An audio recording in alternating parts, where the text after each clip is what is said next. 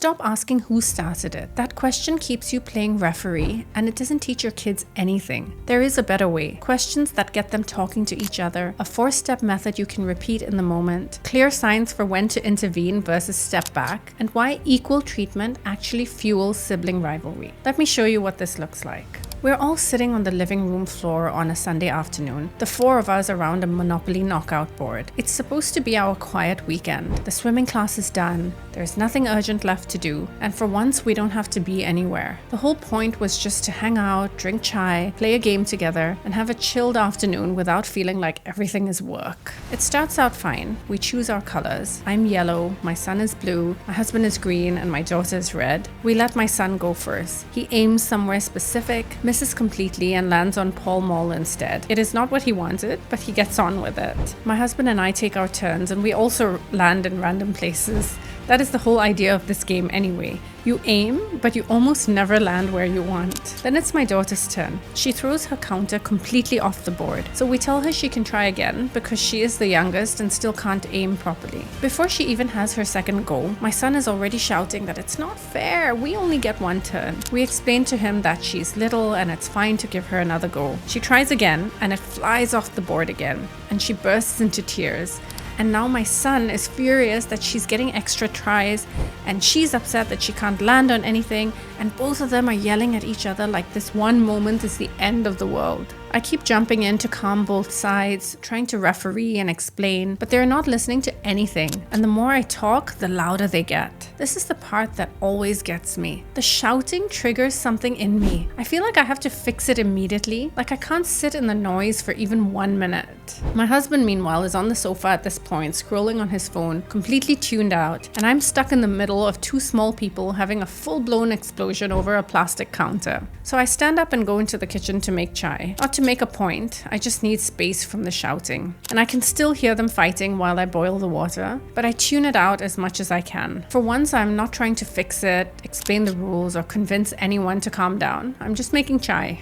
And when I come back, I'm fully expecting the exact same scene that I left. Crying, shouting, maybe one of them refusing to play. I'm already thinking through whether I'm going to play for my daughter or suggest packing up the game altogether if they can't find a way to be kind to each other. But when I walk back into the room, it's completely different. They're crouched together at the start of the board, heads almost touching, whispering. My daughter's pointing at a spot on the board, saying she wants to land there, and my son is calmly telling her, if you land there, you'll get more money, so you should aim a little to the left. 5 minutes ago, they were screaming in each other's faces, and now they're working together like 2 little strategists planning a mission. Their faces are serious, but not upset, almost like a team trying to outsmart the board. I put the chai on the dining table and just watch for a moment. My husband has not noticed any of this. He's still on the sofa, completely oblivious that the entire crisis began and ended right in front of him. In that moment, I feel this mixture of relief and warmth. Relief that they figured it out without me, and warmth from watching them work together like that, despite the age gap and the complete difference in what they can both do. And I realized that I don't always have to jump in immediately. They are allowed to argue and shout and be dramatic, as long as no one is hurting anyone, because sometimes they will find each other again without me doing anything. So we sit down again, drink chai, and play, and the afternoon turns into exactly what we hoped it would be. But it happened not because I solved anything, but because I stepped away long enough for them to solve it themselves. That moment taught me something that I had been getting wrong for years. I thought my job was to figure out who started it. Like if I could just piece together the timeline, find out who pushed first or who said the mean thing, I could be fair, I could fix it. But every time I asked who started it, I got 2 completely different stories. Both kids absolutely convinced that they were right. And the louder I tried to referee, the more they defended themselves to me instead of talking to each other. Because the second I step in as the judge, they stop being siblings who need to work something out. They become lawyers building a case. And it's never really about the plastic counter or the Monopoly board or who touched what first. It's about who I believe, who I side with, who gets validated. When I ask who started it, I teach them that only one story can be right, that someone has to be the victim and someone the problem. That conflict is about winning my approval, not repairing the relationship between them. So I stopped asking who started it, and I started asking completely different questions. Questions that don't require me to be a detective or a referee. Instead of who started it, it, I say, what happened between you two? Instead of tell me what she did, I say, looks like something happened. Tell me. Instead of why did you hit, I ask, what were you hoping for, or what do you need right now? These questions do something completely different. They don't create a winner and a loser. They don't force my kids into defense mode. They open the conversation instead of closing it.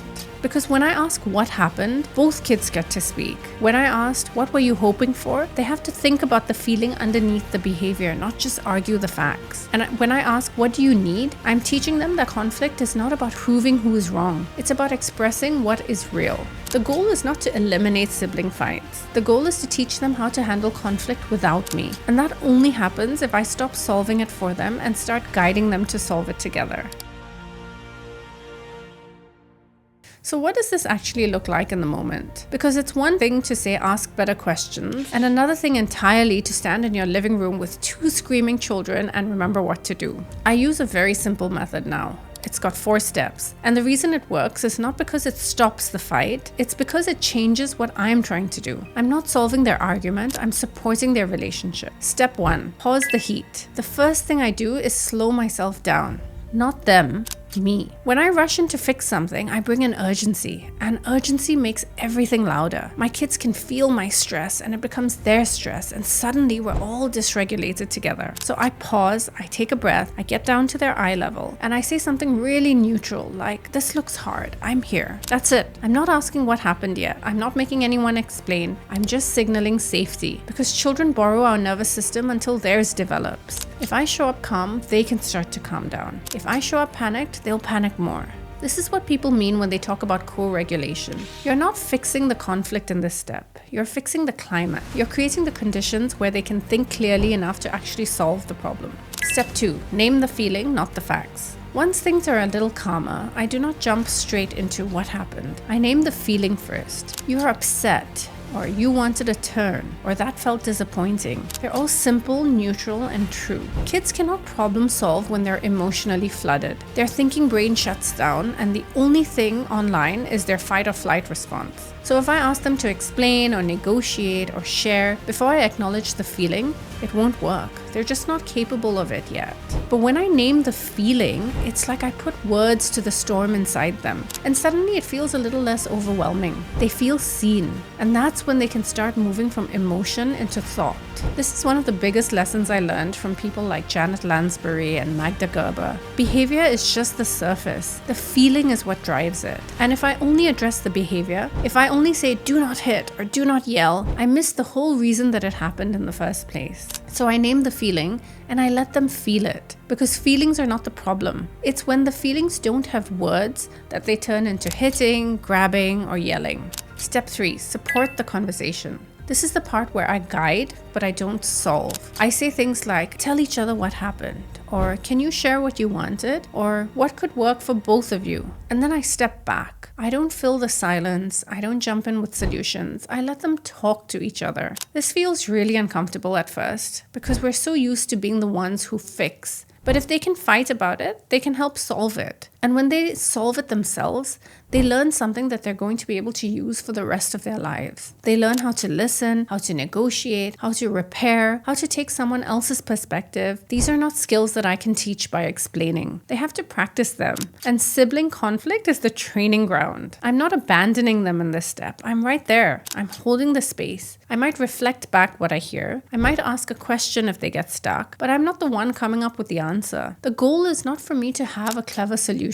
The goal is for them to learn that they can work things out together, that their relationship doesn't depend on me being the middleman. Step 4, invite repair. The last step is repair. And this is not the same as forcing an apology. I might say, how can we make this feel better? Is there something you want to say? What can we do next time? Repair is about reconnecting, not performing. It's about acknowledging that something happened between them, and now they need to clean it up so that they can move forward. Forced apologies don't teach empathy. They teach performance. Kids say sorry because they have to, not because they really feel it. And that doesn't do anything to build a relationship. But when you invite repair, you give them a chance to actually feel the impact of what happened and choose to make it right. That's accountability without shame. And that is the skill that they will carry into adulthood. Sometimes repair is an apology. Sometimes it's a hug. Sometimes it's just sitting together quietly for a minute. Sometimes it's offering to help fix what broke or share what was taken. The point is not what it looks like. The point is that they learn. When something goes wrong between us, we find our way back to each other. That's what repair is, and it's one of the most important things they'll ever learn.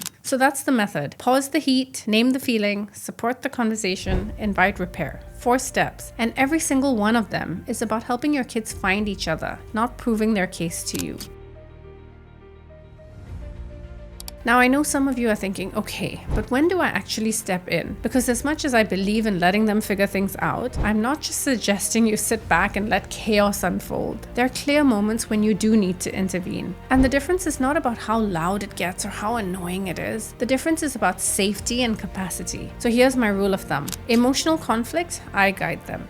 Physical danger, I step in immediately. Let me explain what I mean. If they're arguing about fairness, frustrated about turns, upset that someone is not sharing, annoyed that someone touched their stuff, that's emotional conflict. It feels big to them and it might feel loud to you, but their bodies are safe and their brains can still learn. This is when I use the method that I just walked you through. I guide, I don't solve. But if there is hitting that has gone beyond play fighting, if one child is clearly overwhelmed and their nervous system has completely flooded, if the conflict is escalating physically and someone could actually get hurt, I step in. I don't punish, I don't assign blame, but I separate, calm, and protect them. Emotional conflict is where kids learn communication and repair, but physical fear shuts the thinking brain down completely. If a child feels unsafe, they can't learn anything. They're just surviving, and that's not the goal. So I step in when there's hitting, pushing, grabbing that is not playful. When one child is frozen, panicking, or crying so hard that they can't speak. When the same fight happens every single day with no change, because that tells me they have not learned how to resolve it yet and they need more scaffolding from me. And I always step in where there is a big age or developmental gap, because a 7-year-old and a 3-year-old don't have the same capacity. One can reason and negotiate. The other is still learning to use words instead of hands.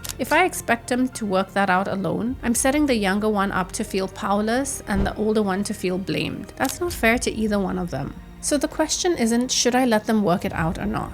The question is, can they work it out right now, or do they need me to create the conditions where working it out is actually possible? If they're emotionally safe, developmentally matched, and capable of communication, I step back and guide. If any of those things are missing, I step in, because the conflicts should be challenging, not traumatic, and my job is to know the difference.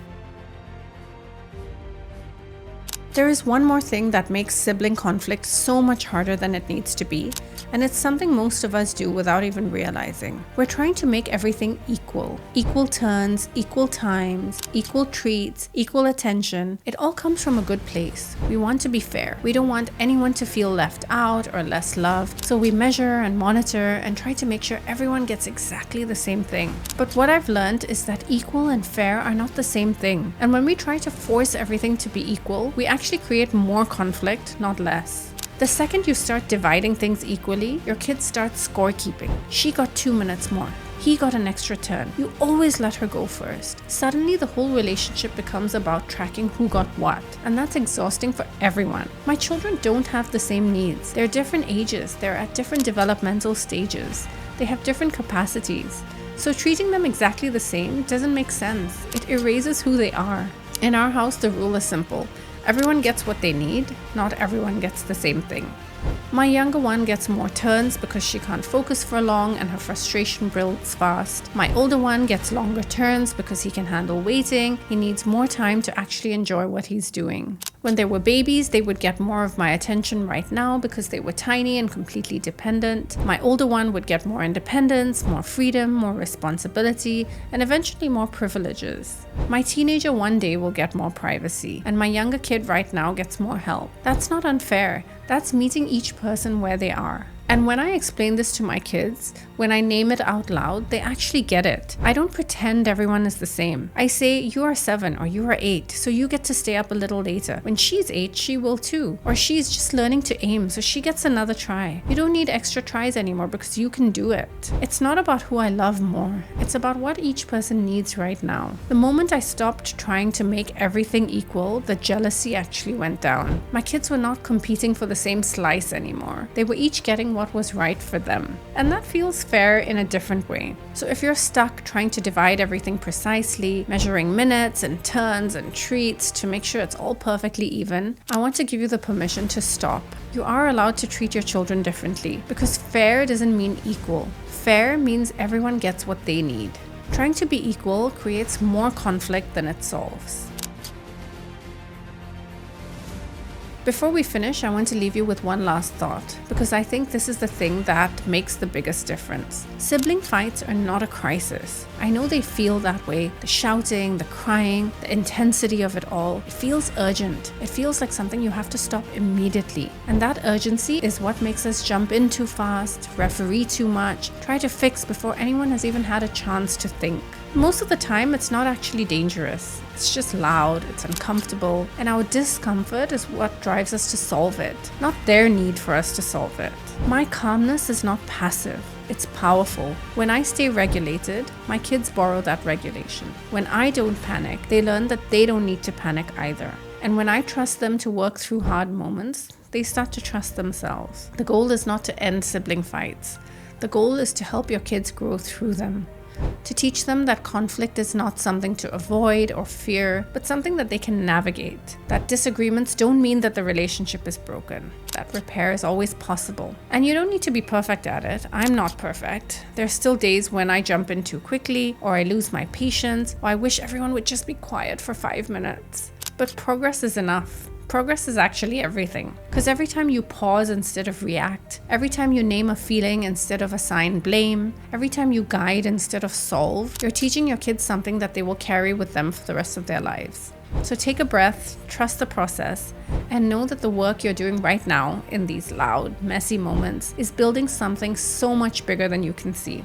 If you want more scripts or real examples from our home, let me know in the comments. I will make a part 2 walking through live moments and the exact words I use. And if you found yourself thinking, okay, but how do I actually stay calm when they're screaming? Watch this video next. It's about how Buddhist monks stay calm and how busy moms like us can too, because your calmness isn't passive, it's powerful.